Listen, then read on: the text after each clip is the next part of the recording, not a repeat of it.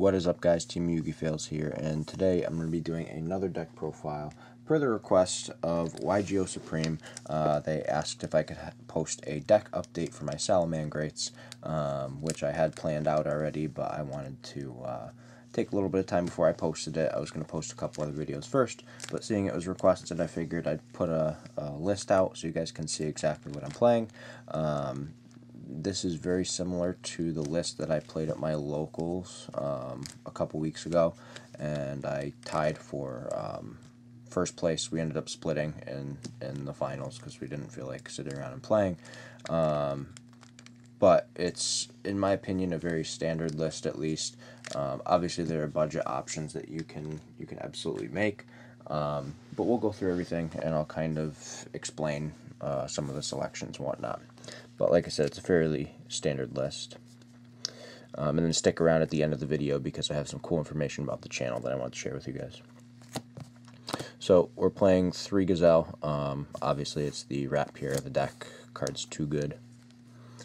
3 Salamangreat Spinny. This card's really good with Gazelle. Obviously, you get your starters going, and then you just overlay it to make Mirage Stalio, which is pretty cool. 2 Foxy. I felt like 3 was becoming very bricky, so I've been playing 2, and I actually like it at 2. I almost don't even like playing this card, to be honest, but you have to, so it's there.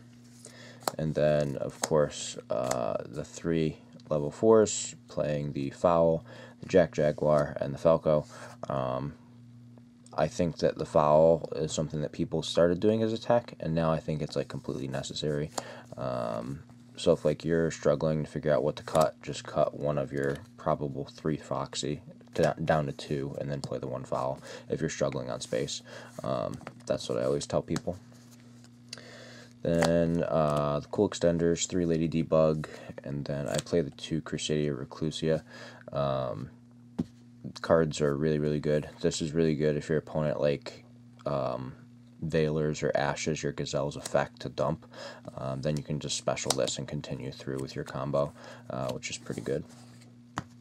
That's if you would have to dump Spinny, of course.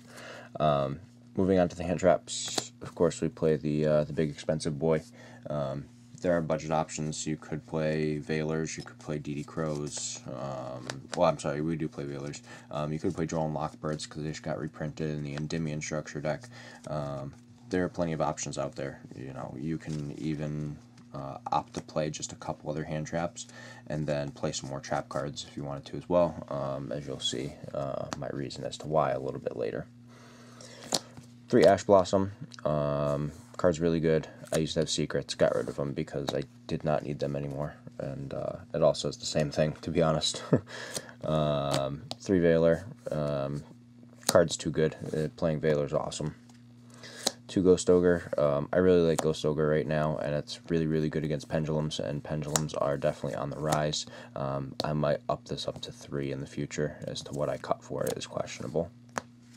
Those are the monsters, though. Onto the spell cards. We'll start the Salamangreat stuff. So we play the 3 Circle because it's necessary. 1 Fusion of Fire, 1 Sanctuary, and 1 Will. I used to play 2 of this, and I think 2 is really good. I was testing a list that played Potted Desires in it, and playing 2 of this was really significant. But seeing I'm not playing Potted Desires anymore, I feel like playing 1 of this is okay. Obviously, you can dump it to Grave off of Gazelle, and then you can get it back off of Sunlight Wolf and continue with your plays. So it's okay to play 1 of it now. 3 Call by the Grave. We gotta stop hand traps. This is what it's there for. 2 Twin Twister for the Mirror and for Sky Striker. That's nothing crazy out of the ordinary now. I'm seeing more and more people do it. And then the traps, 1 Roar and 1 Rage. It's about as basic as you can get for traps. That's why I said with the Phantasmes you can replace them for other traps if you want to play more traps. You could pull one of the Phantasmes for a 3rd Ghost Ogre and then add like 2 other traps in here, which could be like Solemn Strikes or something.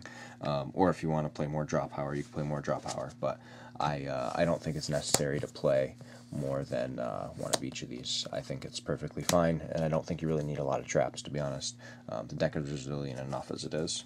But we'll move on to the extra deck now. Let me just make sure I have this all in order.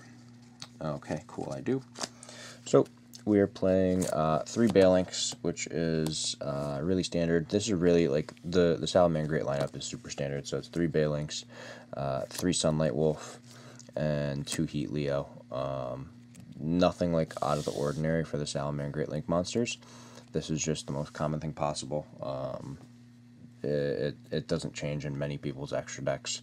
It provides the OTKs, it provides the board clearing, the adding back, all the good stuff, which is really good. Then I play One Hitta. Card's really, really good in the mirror. It's good against other matchups too. Like you can steal their Electromite if you're playing against Pendulum Switch. If you've been paying attention to the PPG tour this weekend, it's in Fort Worth, Texas. A lot of people are playing Pendulums and a lot of people are playing Salamangreat and then Sky Striker. Those are like the 3 most highly represented decks at the top tables right now. So this card's really good. One Nightmare Phoenix. I think this card's awesome. I thought about playing 2 of it, but I opted to stick at 1. Primarily because I want to play Borload. I thought about playing Update Jammer. I was playing it for a while, and now I realize I don't have any space for it, so we're just playing the Borload. He doesn't need to attack twice, that's fine, but Borload is really, really good. Then the Xyz monsters, 1 Stalio, and then I play the 1 Dweller. I was testing 1 Dweller and 1 Tornado Dragon, and I found the Tornado Dragon wasn't nearly as good because you're going to be playing a lot of mirror matches, and this card is absolutely nuts in the mirror.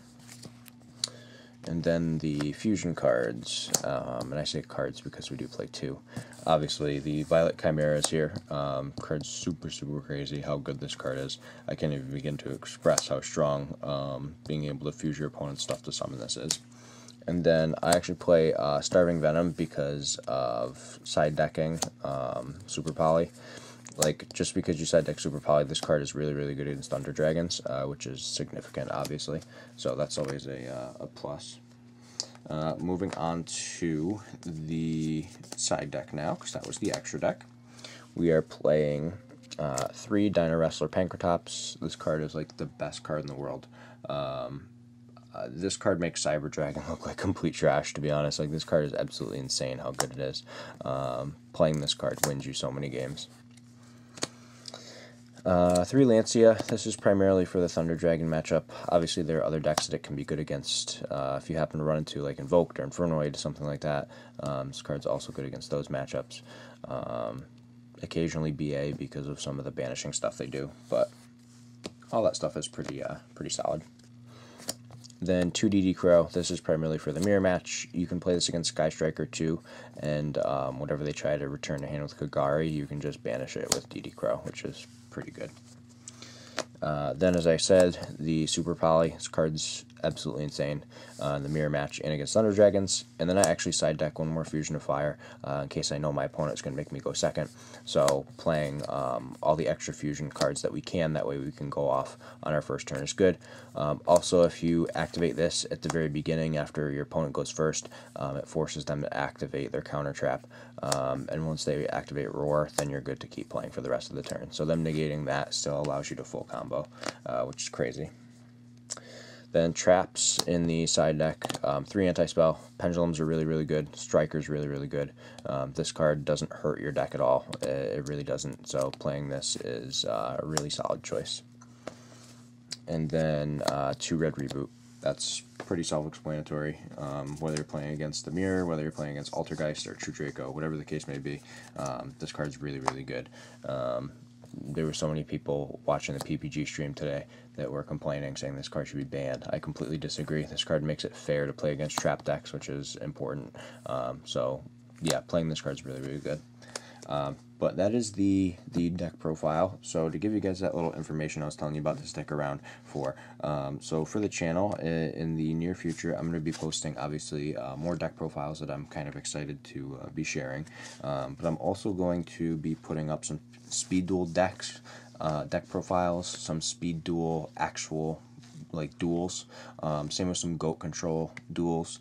I'm fortunate enough that my locals does a goat tournament every other Sunday before our regular locals, as well as a speed duel tournament every other Sunday. They're just on the opposing Sundays from each other, so basically I get to play standard format and I also get to play either Speed Door or Goat format, depending on the week. So I'm going to try and get some games recorded from those, some deck profiles. That way you guys can really see the other formats that are around and try them out, because it is a pretty fun time. But I hope you guys did enjoy this video. If you did, give it a thumbs up. Let me know what you think in the comment sections down below. And this is Team Yugi Fails signing out.